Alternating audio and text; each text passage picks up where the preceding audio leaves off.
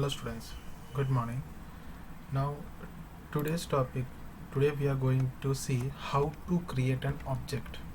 Okay, in your previous period I have already explained you what is object, what is class and all these things. Now today we are going to create an object. Now first of all, what do you mean by an object? An object means, suppose if I am taking uh, a person. Okay, a person, that means each and every person will be having different attributes or different nature. Okay, that means each and every person will be having their own characteristics. If I'm taking a person, okay, but he might be shy, or he might be anger, he might be having the characteristics, that is a fear. Okay, he might be having good personality. Okay, he might be fair, complex, dark, some, that is your particular attributes or a characteristics of a person. Suppose if I'm taking a new object or a new person, that is your mobile phone. If I'm talking about your mobile phone, as you know, each and every phone will be having their own characteristics means its own feature. That many phones will be having 4 GB RAM, 2 GB RAM, 6 GB RAM. This all are their characteristics. Another characteristic is that internal storage, color variance. Okay, charging things, that means your charging capabilities or battery capability. Such are your attributes, that means various natures is known as your attributes. So even in Java we are going to create an object, we are going to create a class, and in class we are going to give an objects. Now objects means many kinds of characteristics or an attributes. So for always remember, for creating an object there should be a declaration. Mainly three steps are there. Okay, first one, declaration part. Second, instantiation. Third is your initialization. For creating an object, three steps are required. First, declaration, where your objects will be declared. Second is that instantiation, and third one is your initialization. That means, suppose if I am taking a character, that is your object, that is your human being. Okay, and first of all I have to declare what kind of human should be there. Okay, so I have declared a person, XYZ, that is a person's name. Now declaration part has been completed. Next comes instantiation. That means a new keyword, that is your new, new keyword will be allocated to its memory. Okay, that means computer's memory should be know that how this or what is this thing, that is a new keyword is used for declaring a new object. Next thing, third step is about your initialization. Initialization means what all special type of methods we are going to perform, or we are going to give, that should be created. For creating it we will be using the third step, that is known as your initialization. Okay, now you might be confused that what is this thing and how we are going to use in Java program. So the best example we can see for creating an object is that this one. In page number 160 you can see the example. Over here they are showing the example. First of all, first thing you can see, they are declaring a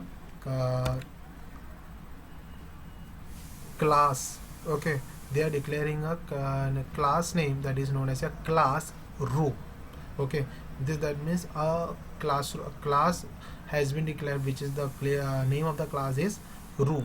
Then after they are declaring variables. Now how I got to know that what is variable? As I told you, before initializing any kind of variable we have to declare a data type. And what do you mean by data type? Data type means it is a path where we can declare a variables. And as I told you before in your previous lecture, previous lecture I told you that what do you mean by data types, what do you mean by variables, how many types of data types have the okay, such thing I have already explained you. If you don't know, just refer previous period lectures also. Okay, now over here they are taking the variable which is known as float. In previous period, so that means in a previous examples I have taken the data types that is known as a integer. int was used, char were used. Okay, char was used, that is a character.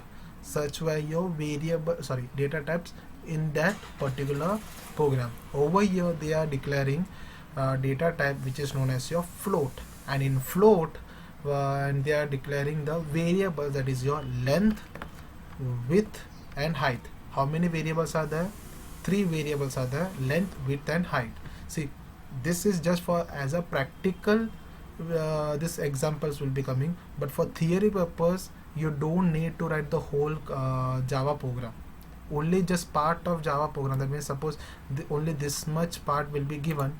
Okay, this much portion will be given in your example or in your exam. Then after they will be asking you questions that how many variables are there, okay, or how many data types are there, what are the examples of data types are there, in which line attributes or values has been assigned. Such type of questions will be coming for your theory exam. Okay, so don't get afraid that you need to write the whole Java program in your exam. No, you don't need to write, just an MCQs will be there. So how many data types are there? According to this line, that is only one data type is there, that is your float. Then how many variables are there? They are declared 3 variables which is known as your length, width and height. These are your 3 variables which is declared in this line. Now if you are coming to next line, you can see another data type is declared which is known as a byte. Byte is also an data type. Okay, and by using the byte, what they are using, they are using declaring the variables which is known as your n windows. Okay, so according to this example, or I mean according to this line, how many data types are there? There are total 2 data types are there, that is a float and second one is a byte. Now again in how many types of variables are there? Total 4 variables are there, that is your length, width, height and n windows. There are total 4 variables are there. Such type of questions will be coming for your exam, theory exam. Now void set attributes. Set attributes means they are distributing the attributes. As I told you before, each and every person, as you whenever we are studying, that is in your school life, we are having many friends, and each and every friends will be having their own name. Of course they are having names. Okay, without names, no, not a single person is there on our earth. But even though they are having the name, still we used to give nicknames. Why? We, as a friend, we can call them with nicknames. Okay, so for the best example is we will be saying that Ulambu, Umotu, Chashmis, such type of things we are using for your friends. Okay, so in the same thing, in while in this line, void set attributes, that means what they are doing, already variables has been declared. You can see length, width, height and n windows. 4 variables are there. In each and every variables, we doesn't need to write each and every time. That means for whenever if I want to call them, okay, just as a short form I will be calling. So that's why what they are doing was setting the attributes, that is a float L. Now what is this L? Okay, the L stands for length. Float W, W stands for width. Float H, H stands for height. Now byte N, that is a N stands for n windows. That means each and again what they are doing, they are declaring 4 variables just as a variable only, but for declaring a variable we need to create a new variables. So for setting an attribute, what they have done, L, W, H and N has been declared. Now they are assigning the values, that is your L equal to length is equal to L. Now length equal to L means they are giving length value or the length attribute as L. Now in second same thing, in same line you can see width is equal to W. That means they are giving or they are setting the attribute width as W. Now in your third you can see height is setting the attribute width H. The same, the fourth one, N windows is setting the attribute with N. That means now again if I want to call in future, that means we doesn't need to call each and every time length, width, height, and windows, doesn't need to say, just L, W, H and N. That means short forms. By using the short forms we can use in our Java. Okay, now this was, that means this was your attribute method. Now this is your method, that means we are giving the special characteristics. We are giving the characteristics of each and every I hope, sorry.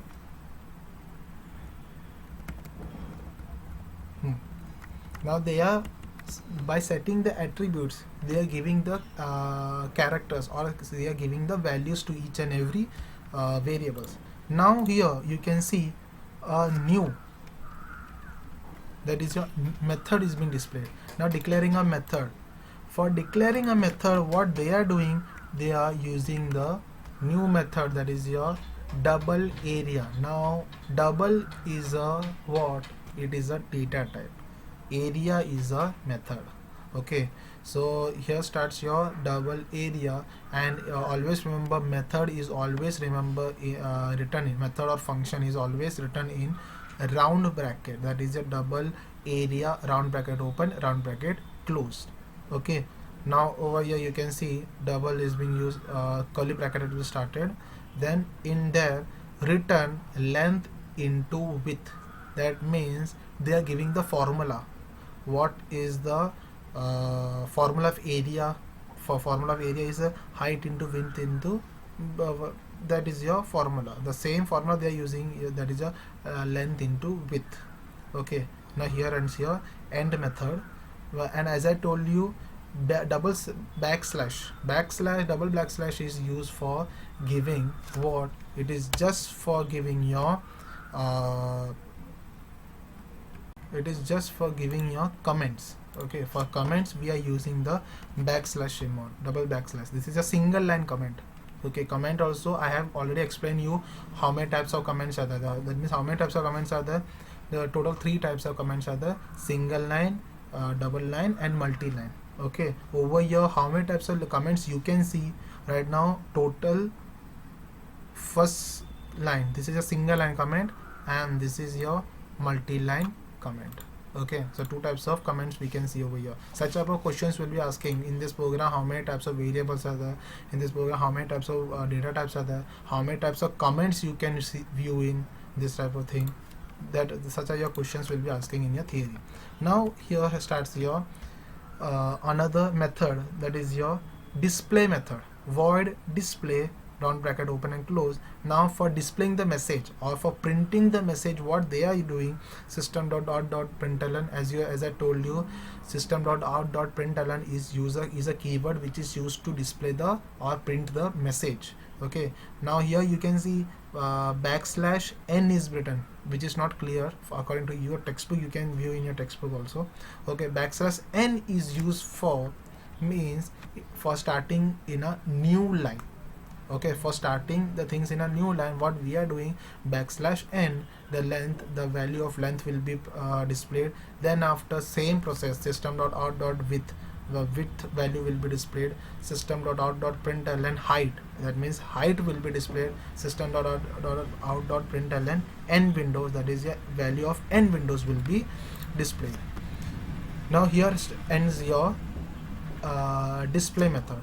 Now next starts your, they are using they are creating object for running an application, that is your class room demo. There's a class room demo is a new class which is used to display or run the application. Now over here you can see public static void main string args. They are creating the room, that is a room r1. They are declaring the what? They are declaring the object. Now as I told you, this is your declaration part. Now instantiation part, that is your instantiation part which I told you before, that is your for creating an object, that is a r1. R1 means it is for the room 1, and new keyword is always used. You can see over here, you can see new keyword is used for instantiation of your object. Okay, then this is a second method, and third is about your, they are declaring the by using the initializing, they are initializing the objects. This is your object, that is this is the best example for creating an object. Okay, so as I told you how to create an object, that is your 3 steps are there for creating an object. First one, declaration part. Second is instantiation part.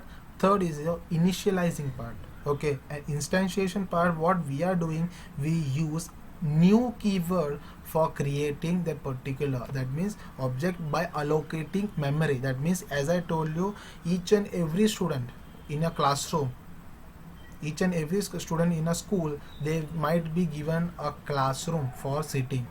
Okay, it's not like that after admission any students can sit in any classes. No, it's not like that. A specific or a particular classroom with the roll numbers and GR number is being allocated to each and every students just for their reference. Okay, and this part is known as, so in this way object is also created. After declaring an object, we have to instantiation part is given by using new keyword. Then after, initializing part is done in your object. These are the 3 steps for creating an object. Okay, I hope you all understood today's topic. Thank you, students.